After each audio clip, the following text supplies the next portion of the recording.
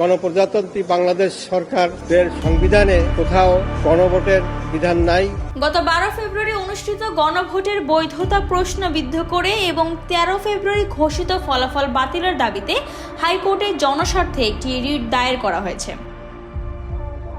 আজ মঙ্গলবার সুপ্রিম কোর্টের আইনজীবী এবিএম আতাউল মজিদ তৌহিদ এই রিট আবেদন দাখিল করেন। রিটে দাবি করা হয় গণভোট প্রক্রিয়ায় বিভিন্ন অনিয়ম ঘটেছে, যার ফলে ঘোষিত ফলাফল যথাযথ ও আইনসম্মত নয়।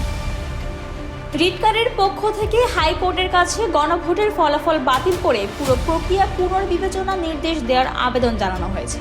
পাশাপাশি বাংলাদেশ নির্বাচন কমিশনকে এ বিষয়ে বিস্তারিত প্রতিবেদন দিতে নির্দেশ দেওয়ারও অনুরোধ করা হয়েছে।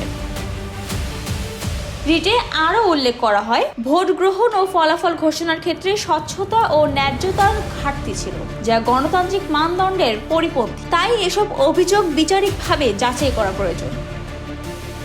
আইনজীবী তৌহিদ বলেন, জনগণের সুষ্ঠু ও ন্যায্য গণভোটের অধিকার সুরক্ষার স্বার্থে এই রিট করা হয়েছে। প্রক্রিয়ায় অনিয়ম থাকলে ফলাফল বৈধ হতে পারে না।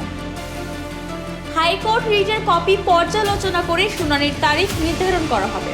আইন বিশেষজ্ঞদের মতে এই রিট নির্বাচনী প্রক্রিয়ায় স্বচ্ছতা ও জবাবদিহি নিশ্চিত করার ক্ষেত্রে গুরুত্বপূর্ণ দৃষ্টান্ত হতে পারে। তবে ফলাফলে তাৎক্ষণিক কোনো প্রভাব পড়বে কিনা তা নির্ভর করছে আদালতের সিদ্ধান্তের ওপর। Desk report, Bangladesh bulletin.